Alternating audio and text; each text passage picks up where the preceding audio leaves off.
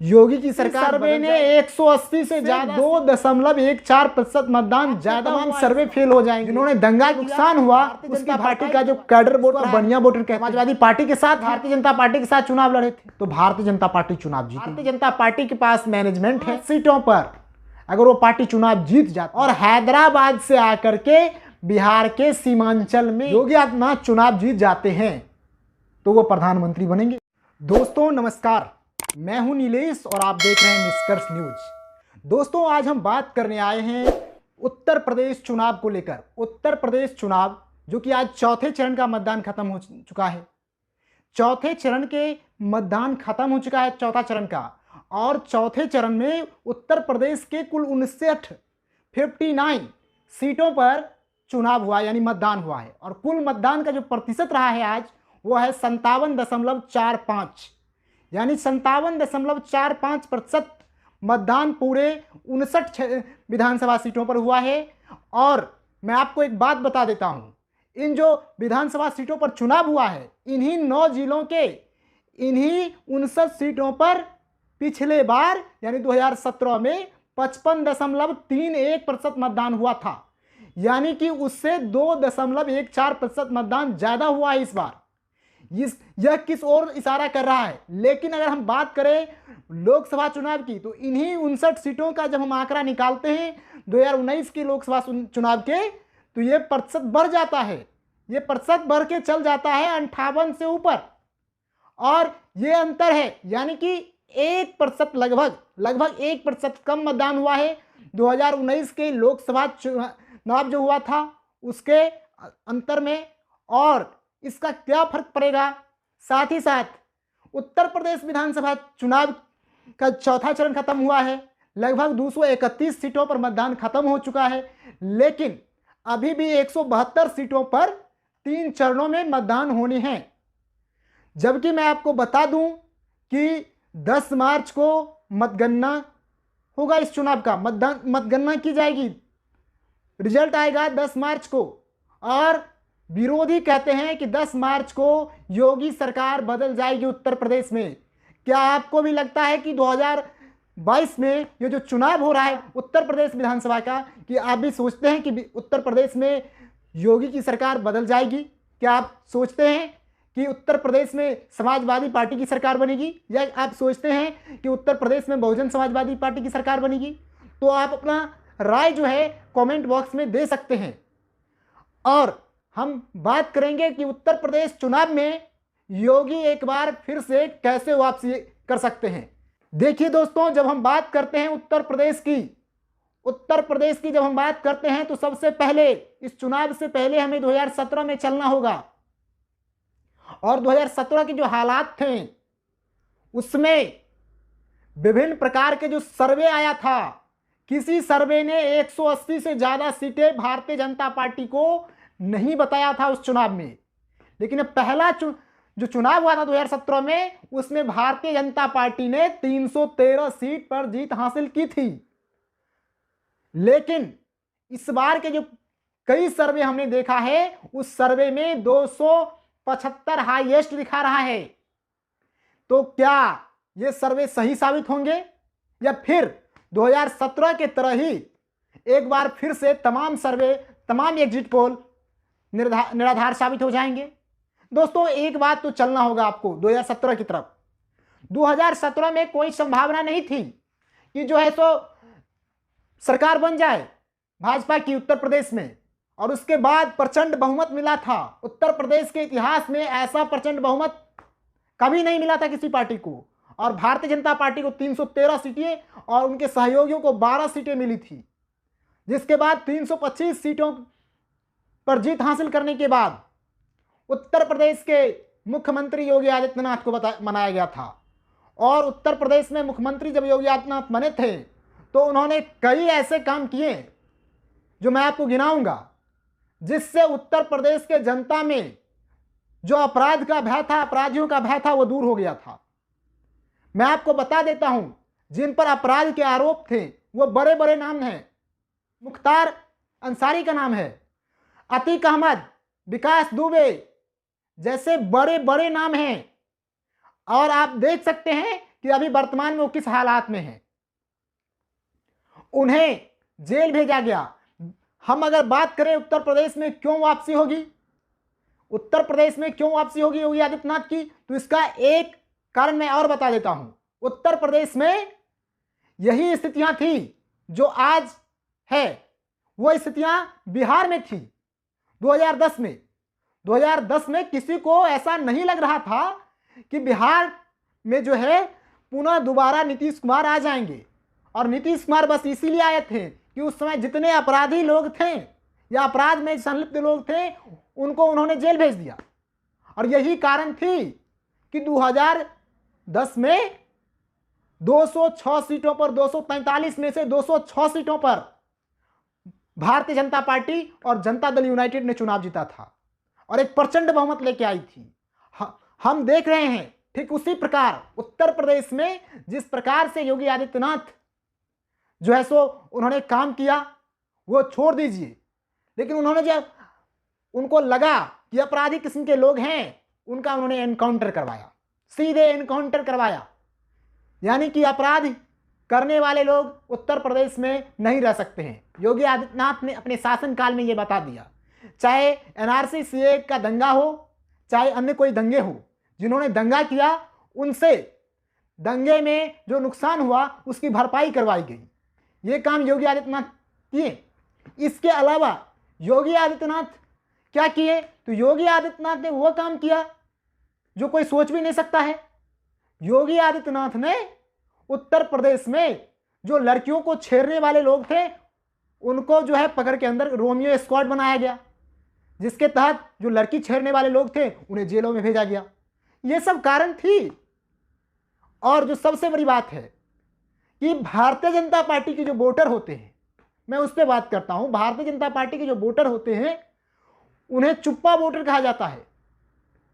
हमें उत्तर प्रदेश चुनाव में काम करने वाले कई जो राजनेता हैं, कई दलों के नेता हैं, उनसे हमारी बातचीत भी हुई है पिछले कुछ दिनों से, और उन्होंने कहा कि भारतीय जनता पार्टी के पास वो जो वोटर होते हैं जिसे आप चुप्पा वोट कहते हैं, वो पता नहीं चलता है वो किसको वोट देने जा रहे हैं। जब बूथ पर वोट डाल देते हैं तो भी पता नहीं चलता है। और भाजपा कहीं ना कहीं इसी वोट के बदौलत, ये जो अमित शाह कह रहे हैं कि उत्तर प्रदेश में 300 प्लस सीटें हम जीतेंगे, शायद यही कारण है। उसी चुप्पा वोटर, वही जो गुमशुदा वोटर है जो अचानक वोट डाल करके भारतीय जनता पार्टी को बड़ी बहुमत दिलाती है। यही पिछले बार भी हुआ था। और उत्तर प्रदेश में हम देख रहे हैं, चाहे 2014 का लोकसभा चुनाव हो, 2017 का विधानसभा चुनाव हो और 2019 का लोकसभा चुनाव हो, जब ऐसा लगा कि उत्तर प्रदेश में भारतीय जनता पार्टी कमजोर हो रही है तो वहां पे शायद यही वो जो वोटर हैं, खास करके उसमें महिला वोटर हैं, जो चुपचाप वोट डाल देती है। उन्हें पता नहीं, आप उनके बारे में सोच भी नहीं सकते हैं ये वोट किनको दे रहे हैं। आपके तमाम सर्वे फेल हो जाएंगे, तमाम जो है सो एग्जिट पोल फेल हो जाते हैं। यही चीज़ है, बिहार में भी ये चीज़ देखने को मिली।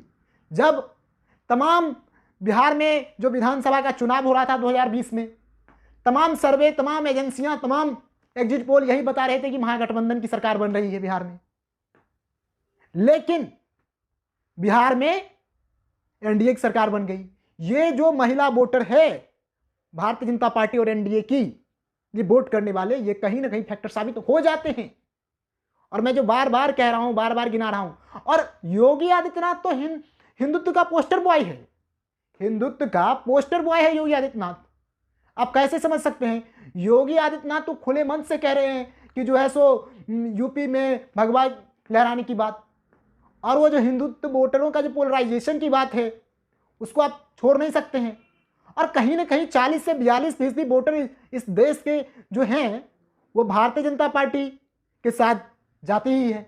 जिसमें मैं बता दूं, जो गैर यादव ओबीसी वोटर हैं, उसके बाद जो एक धरा है भारतीय जनता पार्टी का जो कैडर वोट रहा है, जिसको आप बनिया वोटर कहते हैं, उसके अलावा भाजपा के साथ जो है सो सवर्णों का साथ भी रहता है। भाजपा के साथ अच्छे खासे संख्या में जो है सो ये राजपूत जाते हैं, वोट करते हैं। उसके अलावा ब्राह्मण वोटर जो है वो भी अच्छे खासे संख्या में जाते हैं। हो सकता है उत्तर प्रदेश में इसमें थोड़ी कटौती हो जाए, ये कहने वाली बात है।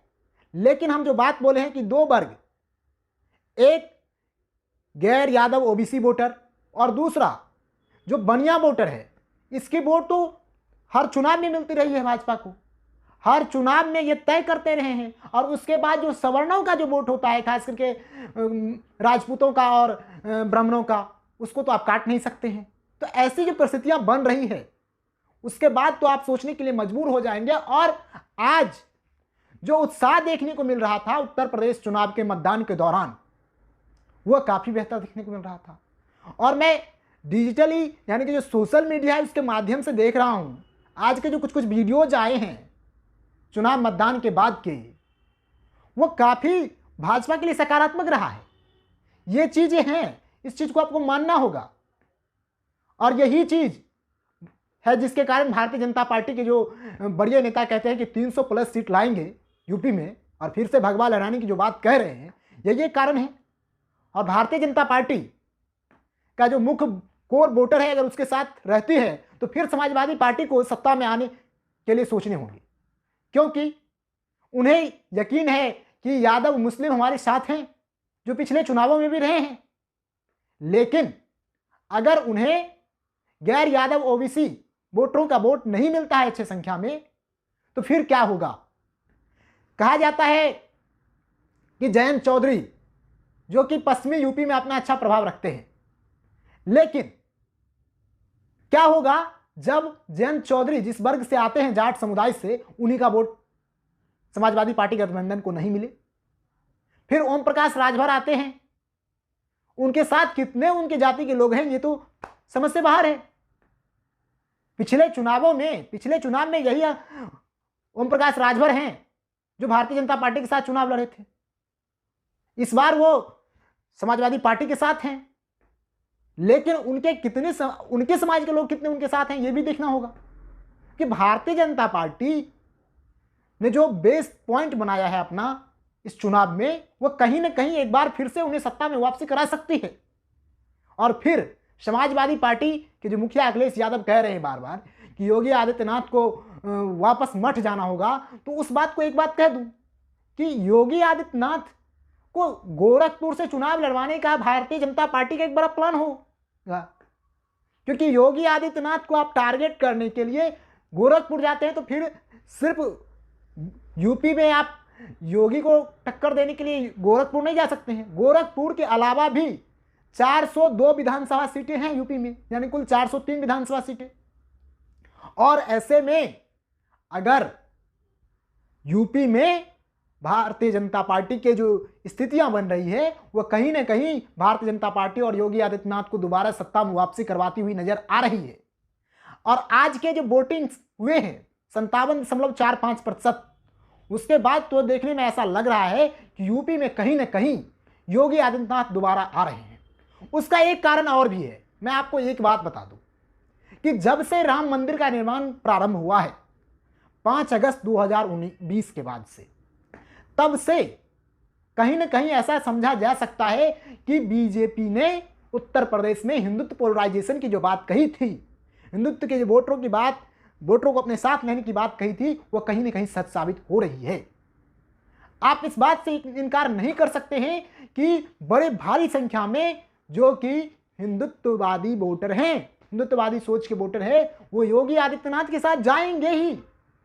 और दूसरा कोई कारण नहीं है, उनके साथ दूसरे नहीं जाने के कारण और कुछ नहीं बनता है। अगर ये वोटर, जो मैं 40-42% की बात कर रहा हूं, अगर ये वोटर जाते हैं तो क्या होगा। सबसे बड़ी बात है, क्या कांग्रेस वो जो सेकुलर वोटों का जो फसल है उसमें सेंधमारी नहीं करेगी? क्या बहुजन समाजवादी पार्टी दलितों के वोटों को नहीं काटेगी? ऐसी बात तो नहीं है, वो तो काटेगी ही। और ऐसी परिस्थितियों में क्या होगा, ये किनके वोट कटेंगे? ये तो वोट कटेंगे समाजवादी पार्टी के और उनके गठबंधन की ही। ये दोनों लोग जो काटेंगे वोट, कांग्रेस और बीएसपी वाले, ये तो उन्हीं के वोट काटेंगे। और मैं एक बात बता देता हूं कि उत्तर प्रदेश में पिछले बार विधानसभा चुनाव जो हुआ था 2017 में, उस विधानसभा चुनाव में 30 सीटों पर जिस पे भारतीय जनता पार्टी ने जीत हासिल की थी, उस पर जीत का आंकड़ा 50,000 या उससे अधिक था। लेकिन वो उसी बात करें, 50 सीटें ऐसी थी जहां पर 30,000 से अधिक वोटों से जीत हासिल की। आप उसको कैसे पाटते हैं, समाजवादी पार्टी कैसे पाटती है, यह भी देखना होगा। और जो बड़ा गैप है, भले ही उत्तर प्रदेश में यह कहा जाता रहा है कि एक पार्टी दोबारा एक साथ सत्ता में लगातार नहीं लौटी है, यह बात मैं मानता हूं, लेकिन इस बात को आपको इनकार नहीं करना होगा कि जो भारतीय जनता पार्टी के पास मैनेजमेंट है, जो भारतीय जनता पार्टी के पास संसाधन है, उस संसाधन का उपयोग करते हुए भारतीय जनता पार्टी एक अच्छी परिणाम ला सकती है। यह बात हमने देखा है। भारतीय जनता पार्टी की जो मैनेजमेंट है वह विश्व स्तर की मैनेजमेंट है। वो जो उनका प्रबंधन है उसको आप इनकार नहीं कर सकते हैं। लेकिन समाजवादी पार्टी का प्रबंधन मैनेजमेंट कैसा रहता है, इस चुनाव में यह भी देखने वाली बात होगी। पिछले कुछ दिनों सोशल मीडिया पर ये जो 4 चरणों के चुनाव हुए हैं, उनमें हमने देखा है कि कुछ सीटों पर ऐसे तस्वीरें आई है जहां पर जो है सो उनके पोलिंग एजेंट नजर नहीं आ रहे थे। ये सब क्या बता रहा है? और मैं एक बात कह दूं कि भारतीय जनता पार्टी और समाजवादी पार्टी के बीच में ये कड़ा टक्कर है। लेकिन एक बात और है, अगर यूपी में हिंदुत्व वोटरों का पोलराइजेशन हुआ तो भारतीय जनता पार्टी चुनाव जीतेगी। अगर मुस्लिम यादव वोटरों के अलावा गैर यादव ओबीसी वोटरों का समाजवादी पार्टी की तरफ यानी उनके गठबंधन की तरफ मूव होता है तो फिर समाजवादी पार्टी मजबूत स्थिति में आ जाएगी। ये बात कतई से भी गलत नहीं है, कहीं से भी गलत नहीं है। लेकिन अगर मुसलमान वोटों में सेंधमारी हुई ओवैसी की, असदुद्दीन ओवैसी नाम सुने ही होंगे, तो फिर क्या होगा? आप जानते हैं कि हैदराबाद की पार्टी, हैदराबाद के रहने वाले हैं ओवैसी, असदुद्दीन ओवैसी, और हैदराबाद से आकर के बिहार के सीमांचल में अगर वो चुनाव लड़ते हैं और फिर 5 सीटों पर अगर वो पार्टी चुनाव जीत जाती है तो इसको आप कम नहीं आंक सकते हैं।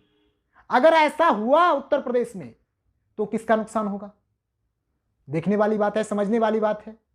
आप इस बात को इनकार नहीं कर सकते हैं कि ओवैसी समाजवादी पार्टी का खेल न बिगाड़े। तो कुल मिलाकर देखा जाए तो हम ये देखते हैं कि उत्तर प्रदेश चुनाव में समाजवादी पार्टी का नुकसान बीएसपी, कांग्रेस और ओवैसी करने जा रहे हैं। अगर सेकुलर वोटों में अगर ये लोग सिर्फ टोटल ये तीनों 15-17% वोटों में सेंधमारी कर दिया तो फिर परिणाम क्या होंगे? ये भी बात है। फिर परिणाम क्या होंगे? तो यही चीजें, इसको आपको समझना होगा। और उत्तर प्रदेश में कहीं ना कहीं असर दिखेगा राम मंदिर निर्माण का, कहीं ना कहीं असर दिखेगा विश्वनाथ कॉरिडोर निर्माण का। ये बातें भी हैं। आप इस बात से इनकार नहीं कर सकते हैं कि राम मंदिर निर्माण के बाद युवाओं का एक बड़ा तबका भारतीय जनता पार्टी के साथ गया है। भारतीय जनता पार्टी के साथ वो तबका गया है जो जीत और हार में बहुत बड़े फैक्टर साबित हो सकते हैं। और मैं इसीलिए कह रहा हूं और खास करके जो पिछले 8-10 वर्षों का जो भारतीय जनता पार्टी की राजनीति रही है, जब से नरेंद्र मोदी केंद्र की राजनीति में आए हैं तब से पूर्ण रूप से बदल गया है। और योगी आदित्यनाथ निश्चित तौर पर एक बड़े हिंदूवादी नेता हैं। और इस चुनाव के बाद यह भी तय हो जाएगा कि क्या अगर योगी आदित्यनाथ चुनाव जीत जाते हैं तो वो प्रधानमंत्री बनेंगे अगले भविष्य में भारत के, या प्रधानमंत्री के उम्मीदवार होंगे।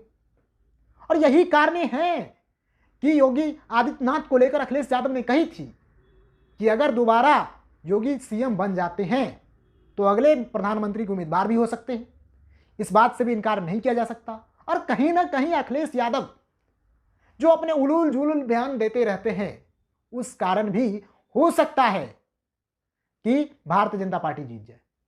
उत्तर प्रदेश से जुड़ा चुनावी विश्लेषण हम रोज करेंगे हर रात 10 बजे के आसपास।